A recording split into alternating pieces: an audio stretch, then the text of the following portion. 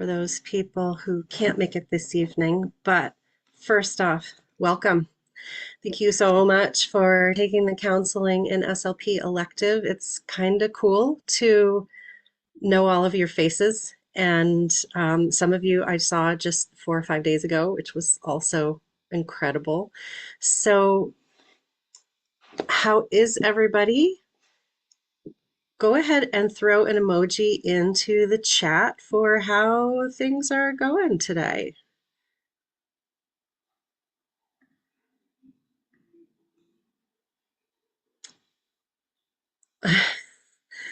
I'm going to try and put one in myself while we're doing this.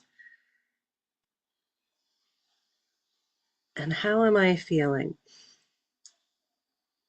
I've taught before, and yet this is the first class I've fully taught myself. So I think I'm feeling kind of like this. Looks like it's been an interesting day for a lot of people. Thank you for sharing all that. Yes, yes, crazy day. So before we begin, and this is something that I'd like to do kind of each time, is I'd like to do a really brief, very brief grounding activity to just kind of pull us into the space and put everything else aside that we've been dealing with for the day. So if you feel comfortable, you can either close your eyes, find a focal point in front of you, and just focus in on your breath. We're going to do this for about a minute.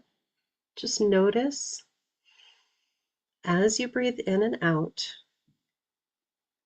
where you're feeling the sensation of your breath, whether it is a feeling of coolness in your nostrils or a sensation at the back of your throat, any subtle movement of your rib cage or your abdomen.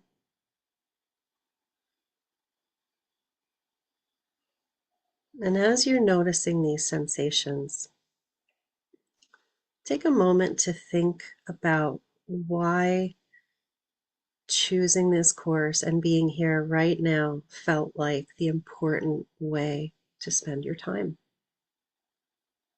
and what it is you hope to gain tonight and throughout this course.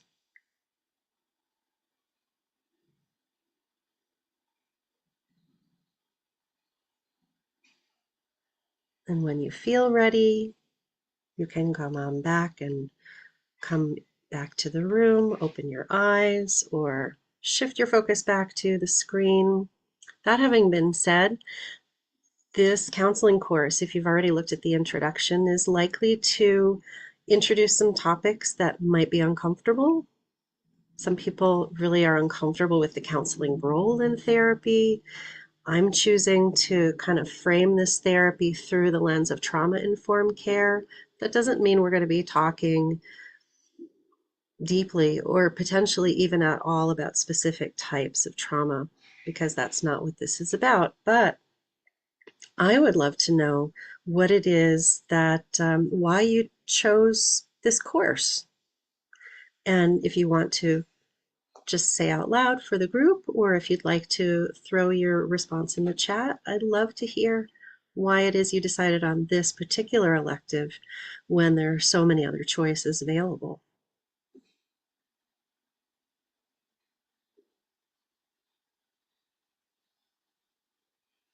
I can tell you while you're gathering your thoughts a little bit about me and why this course.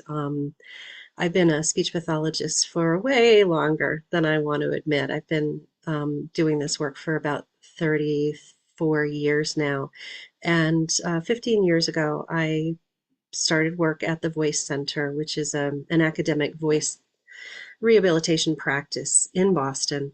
And yeah, I was really reared, I went to school in the 90s, so I was really reared on the medical model of speech pathology, which is you see a patient, you diagnose a problem, you have a number of interventions which you apply, and everything is better.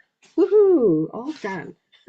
And so what I started to discover early on, but also very much at the Voice Center and over the past decade or so, that the young students that I was either teaching practicum in clinic or young conservatory students that were my clients or patients were becoming increasingly more and more and more anxious and depressed.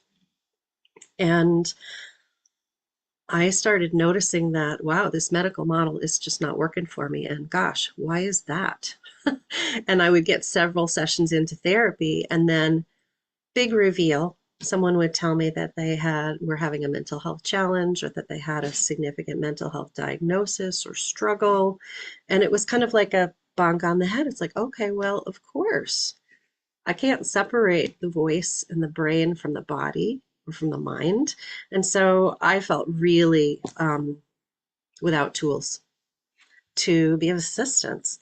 So let's have a quick look at what you all had to say as well. Yeah, counseling is constant in this profession and essential. Wanting to learn more about trauma informed care. Thank you. That's great. Counseling is a huge part. Providing emotional regulation support, much larger role.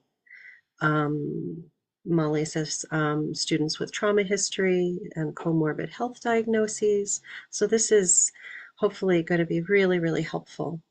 Um, Definitely some comfort and some discomfort with the counseling role. So thank you very much for all of your transparency with this. Counseling is so much more a part of our field than we really were ever told, I think. So what I'm hoping we can do with this course together is that, although, yes, here I am, I just literally finished my SLPD. This is a passion of mine and a huge interest. But we're all speech pathologists. We've all been counseling our patients or clients over a period of time. So, yes, I'm kind of leading us along, but we all have knowledge that I'm hoping that we can share, learn from each other. So, I'm hoping this will be a really collaborative group learning experience for all of us. I expect to gain a ton of knowledge from you as well. So let's dig into the structure of the course. So maybe this is not something that we really need to discuss, but the question has come up for me with several people, particularly at the capstone presentations. Why in the world would you enfold trauma-informed care into a counseling course, and why for speech pathologists? And I will admit to you that I've read several counseling textbooks that are really geared towards speech pathologists that talk about the fact that the people we treat don't have mental health diagnoses. They're normal people that are struggling with communication or swallowing issues for themselves or a family member. But what we do know through the literature is that the prevalence of potentially traumatic experiences is quite high in the United States and truly in the world. So fully 50% of people that have responded to polls have said that they've had at least one traumatic event in their background, and some people have many, many more than that. And so anytime we're working with someone in clinic, parent, caregiver, student, in school, we can't actually make the assumption that the person sitting with us is free of traumatic experiences. Whether that raises to the level of a trauma response in any one given individual is not something that we may know. We may never know what their specific trauma is. Sometimes we might, but the point of trauma-informed care is not to probe for a trauma history, but to provide an aspect of universal design, a way of being with another individual that minimizes the chance of either traumatizing or re-traumatizing an individual in ways that allows for client safety, and allows for the development of what we call a strong therapeutic alliance, an alliance between clinician and client, student, etc. Because we also know that the therapeutic alliance, above and beyond just being a good human with another human, also increases the chance of treatment success and clients meeting their therapy goals. So we have a lot of great reasons to provide the framework of trauma-informed care.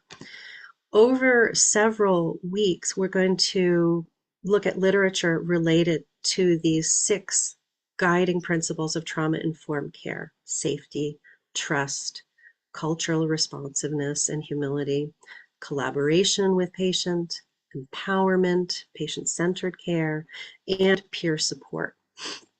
So we're going to delve deeply into these, while at the same time, we're also going to look into some discrete learnable skills and steps that can help us interact in a way that is trauma informed and provides us with a helpful framework for those counseling moments that come in therapy. So some people will say, well, how do we bill for counseling? Because we don't have a separate charge for that, and I need to be hitting my billable hours. I need to be doing direct care. And so I want to challenge the idea, and for many of you that this probably makes a ton of sense, challenge the idea that counseling is something that we set on a shelf and we pull down when we need it, and that embedded throughout our treatment, there will be counseling moments that we need to be ready to meet and counseling responses that will provide a safe and nurturing therapeutic atmosphere for our client. I chose a set of what are called counseling micro skills, which were developed by Alan Ivey and his colleagues starting in the 70s, and they've been revamped and refined over the decades, and they provide a really handy, kind of scalable hierarchy of skills, all the way from how to attend to the client's visual and verbal signals, to how to listen and how to let the client know that we've heard them in a meaningful way, and then influencing skills, how to help them consider new perspectives or different options for themselves. And so my hope is that between the trauma-informed care focus and the counseling micro skills, that we've got a set of skills and a way of being that's going to boost the therapeutic alliance, increase the possibility for success in therapy, and for us to have meaningful ways to respond and also feel a lot of satisfaction with our work instead of being afraid. Last semester, a student that I was working with in clinic who was doing a practicum at the Voice Center said, well, how did you know when to stop that conversation so that the patient didn't cry? And that made me really sad and was also a teachable moment, because we inevitably, the people that we work with and serve are going to have emotional responses to the challenges that bring them to treatment. It's very vulnerable. They're likely to feel a real limitation of their own personal power in a therapy situation. And so what I love about trauma-informed care is that we can shift that paradigm to hand some of the choice and agency back to our client in a collaborative way. So let's talk a little bit, before we go too much further, about the rest of the trimester, well, the rest of the 6 weeks. In the 5th week, we will, after we've gotten all of the trauma-informed care principles and we've got a nice kind of bundled set of counseling micro skills we can lean on if we're struggling with what to say, then we're going to delve into how to have those challenging conversations, how to broach uncomfortable topics. And then the last week is all about you, because there are always two human beings in a room when we're working in therapy. At least sometimes there are 3, 4, 5 human beings in a room, and we all have our emotional struggles and needs. We bring our own backgrounds with us. And so we also, in order to take care of ourselves, do our best work, and also leave work feeling like we have not spent all of our emotional at work, bandwidth at work. Um, we need to have some self-care strategies and the ability to regulate ourselves so that we can leave things and come back to them when we're ready. So that's how it's going to be. We've got this introductory week, and then we'll have 3 weeks of counseling micro skills and trauma informed care principles. And then we'll get into how do we use those for those more challenging things, and wrap up with a, hey, let's take care of me week. So that's the overall structure. Let's talk about some of the things that we'll be doing together during that time. So discussion posts feel kind of obligatory at this point, I would imagine.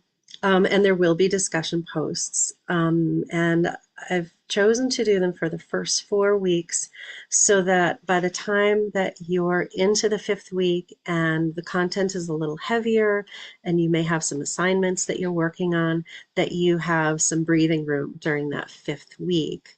And so what I'd like to do is, and most of you have already done this, I may not even need to put this in the chat, but if any of you have already, oh, that's a strange thing. I was gonna put in the chat a way to join our Flip community. So we're gonna use an app called Flip in order to introduce ourselves to each other. Now that sounds bizarre. You all know each other to some extent, and we'll also use Flip as an option for discussion posts. I want a lot of this course to be very student driven. So the discussion posts have several different choices of topic. You can have a discussion about any of those topics. You can also respond to anyone who has posted about a different topic if you like. So you don't have to stay in any lane when you're interacting during discussions. You can also do a written discussion post, you can record some audio, or you can use Flip on your phone to just quickly record some video, because the discussion posts are not going to be quite as academic as ones in the past. These discussion posts are more for you to kind of dig in and think about the content you've been reading, your impressions, your thoughts, how you might handle things, how things might look and feel for you. So there won't be a necessity for citations for your discussions either. The course is pass-fail. And I'm excited about that because what I'm really hoping to do is prioritize your learning as opposed to prioritizing your producing for a grade. This is fun and challenging and sometimes very intense stuff. And so I want you to dig in at a level that feels comfortable to you. And I really am hoping that you will share as well with the rest of your peers, especially as we think about the next assignment, which will be what I've termed communal resources. We're going to have 2 different Google documents. And what I'm going to ask each of you to do, and I'm doing it too, is scope around, scout out, and find 2 resources, either articles or helpful books, videos, blog posts, maybe not Wikipedia posts, but I want you to really kind of branch out and explore, find something that you have found useful, helpful, or really thought-provoking, and post to the shared Google Doc so that we all can take advantage of each other's learning and comment on it as well. For both of these, either trauma-informed care resources or what I'm terming shared scripts, things that you say to clients that you found really effective in helping people understand or helping them feel understood. I'd really like for you to be sharing those things that have worked really well for you so that we all can benefit from our kind of pooled knowledge. Finally, in terms of the smaller assignments, in the final week, there'll be a single reflective journal post, and that will be not a discussion. That is just a flip or a written discussion about your thoughts about self-care and regulation for yourself. So that'll be just between you and me. And now on to the next portion, which is the larger assignment about learning about different types of counseling approaches and how they might apply in your setting. So this is broken up into 3 different parts, as you can see. This week, what I'd love for you to do is there is an ASHA document about counseling that's already in the module. Within that document, they list several different types or approaches to counseling, as well as theories of counseling. And what I'd like you to do is just kind of scan through and just, if something piques your interest or you think this would be really helpful with in my setting or with the caseload that I see, dig in, learn about it, and then I'm going to ask you to develop a large kind of presentation, which can be, again, on video. It can be a mock Wikipedia page. It can be a blog post. It's all in the assignment area, so that you can post that to a Padlet so that we all can kind of benefit from that. I want you to really think about this project as something that, as your mechanism to provide information to an audience of your choice, whether that is, I really need to tell my colleagues about this approach to counseling because we all could use it, or I want to share this with my cohort buddies in the class because this is fascinating and I had no idea, or you want to prove that this is an important thing to learn to a superior because you want to get some continuing ed information or bring someone in to teach your team to do something.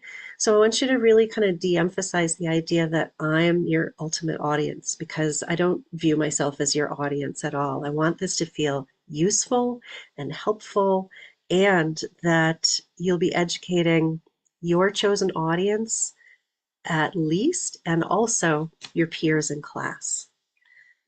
The final portion of the assignment is to view these and then provide feedback to 2 of your peers about their project, your thoughts, either about applicability, providing some affirming or validating feedback, and also maybe some constructive feedback as well. Anytime you're providing feedback or doing a discussion post, I just ask that you think deeply enough that you feel like you're adding something vital to the conversation. So I'm going to encourage you to think about these assignments, check out the assignment descriptions. Next Monday, I'm going to ask you to post your choice of counseling approach, theory, or method to the Padlet, and then you're quote unquote off the hook. You've got several weeks to delve in, dig in, learn, explore, study, create, and then I'll ask you to upload your personal presentation to the Padlet so that everyone can review and provide you with some feedback. So that's the big assignment. All right, so now it's 7:26. I want to stop for a sec before we launch off to see if you have any questions thus far, thoughts.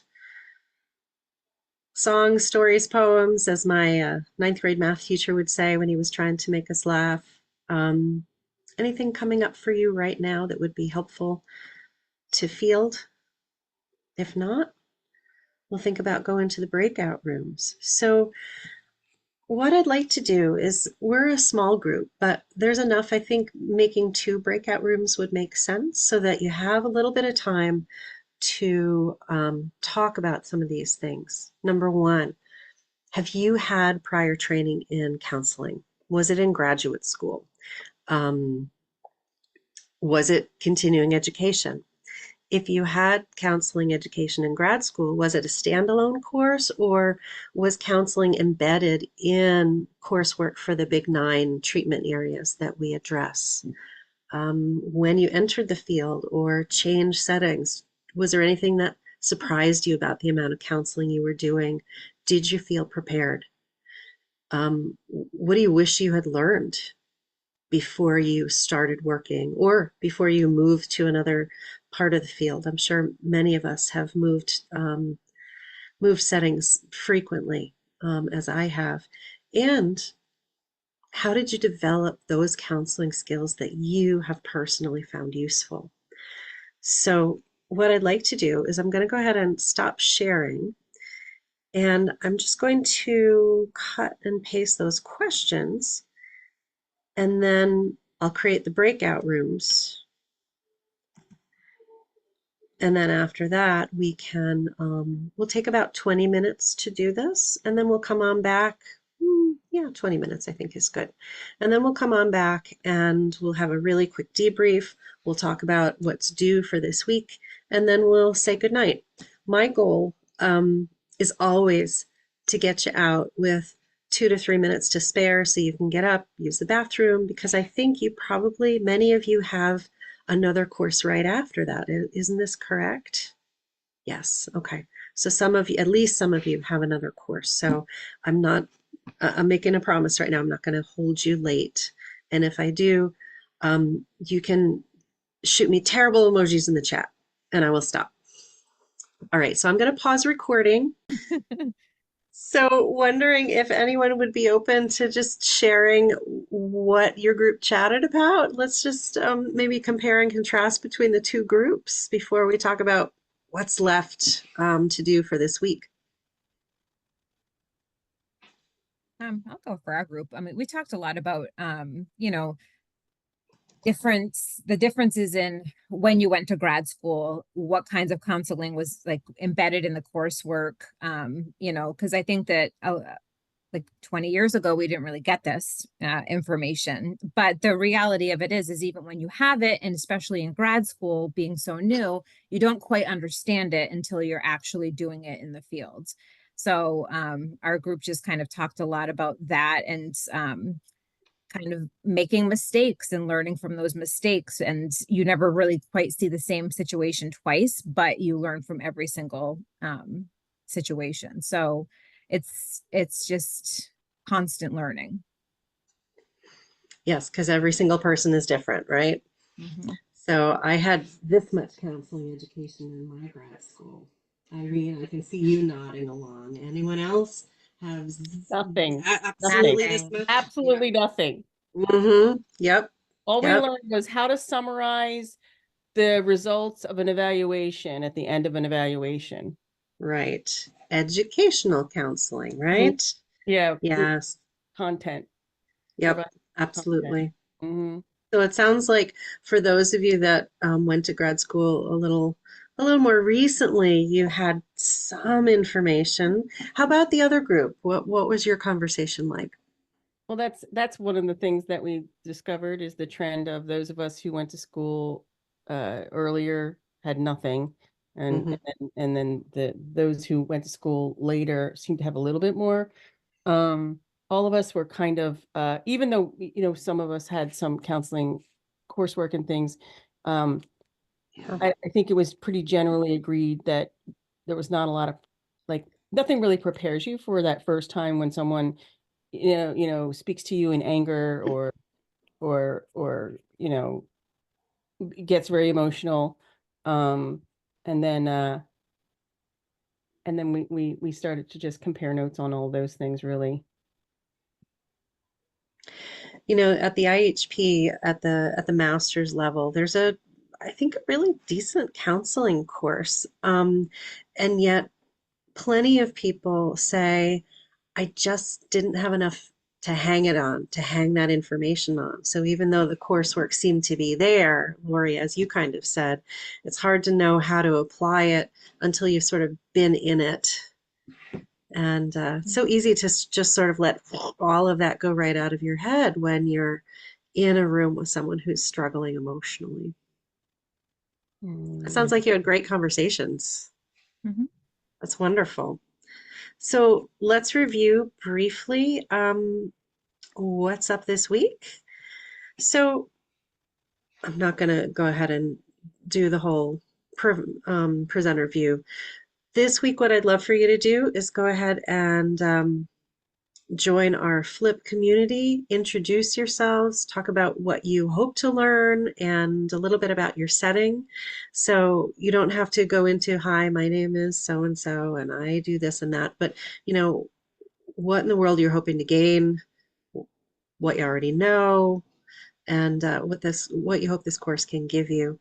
And then this week, please check out the week 1 discussions. As I mentioned, you can post, and maybe it feels like too much of a wealth of choice, but you can post video, audio, or written, whatever your choice is your choice.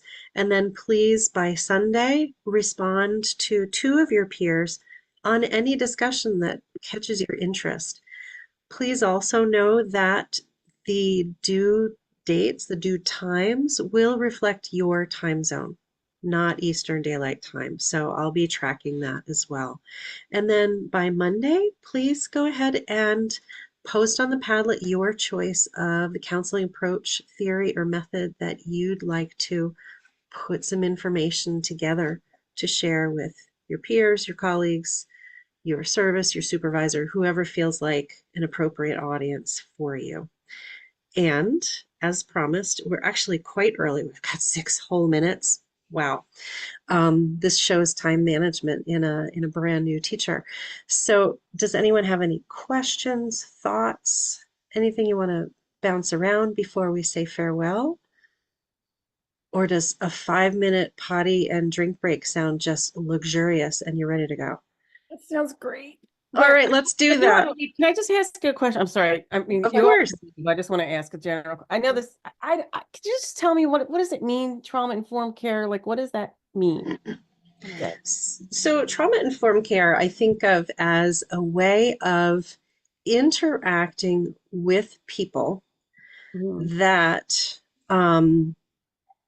provides an environment that is safe, collaborative, empowering, supportive, and culturally responsive, all in a tidy package.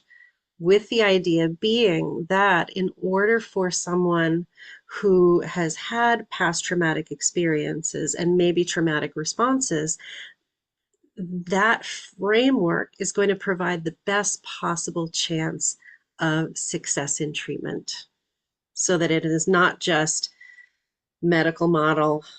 I see your problem. I'm going to remediate your problem, whether or not you as the human with the problem has any emotions about that problem or the way I'm doing it. So it's I think a lot of this is going to feel somewhat familiar because we've had some of these ideas in the field. We've talked a lot about person-centered care. We've talked about collaborative goal setting. Some of these things are already out there. We're going to use this also in terms of how we provide counseling to our patients. So it's not, and I'm actually really glad you brought this up, and I'm watching the clock. It is not trauma treatment. We are not, as speech pathologists, in a lane where we are going to identify someone's past trauma and do something about it. That would be, even if we had counseling training, and some of us will have had training in some type of approach, it still would not be responsible. Our lane as speech pathologists is providing education and informational counseling, giving preparatory information for emotional issues that may come up related to the communication or swallowing disorder, and assisting with what ASHA terms emotional adjustment counseling, how to cope, how we can help our clients cope with their communication or swallowing challenge and the expected emotions that arise as a result of that challenge. So I don't want anyone thinking, well, we're going to learn how to treat trauma, because we are absolutely not. We don't need to know what people's trauma is in order to provide caring, collaborative, empowering care that's going to help people feel seen and heard and help them access our treatment at a higher level. Does that help, or did I just go off Yeah, on my own no, tangent? that was very helpful. Thank you. Okay, good. Hi, Alyssa. Hi. So I'm looking at the assignments for this week. Uh-huh. Are we responsible for two responses? Because we also have the due Monday another assignment. So it would be 5 assignments for this week. Is it possible we could do one response? A lot of classes we only had to do one response. I'm thinking of this as a conversation between many people. Um, Really, your assignment on Monday is just to say, here's the counseling approach I'm going to research and present on in June. So it's not a full-fledged assignment at all. Does that make sense? Yeah. And the introduction is just an introduction. It's not even graded. It's just a communication between you and your peers. Okay, so it's 2 responses every week. For 4 weeks, yeah. And then there won't be any more. That's part of the reason too, is that it's front loaded. There won't be discussions for week 4 and 5. Okay, thank you. Sure, absolutely. Reach out with questions. There's a discussion post with questions or concerns. So let's talk more about that if there are more concerns and you're feeling overloaded. All right, I promised I'd let you go. See you next week. Bye. Bye. Carol, I had a real quick question if you have just one moment. Oh, Um, absolutely. I had I'm providing a little backstory so you know where I'm coming from. I had a situation with a coworker just the other day. She was discussing a patient who had some sort of TBI or stroke or something, and this patient is coming to our clinic for treatment, and she said, "Oh, well, it's an old brain injury." She seems like one of those people who had a traumatic event and now is letting it rule their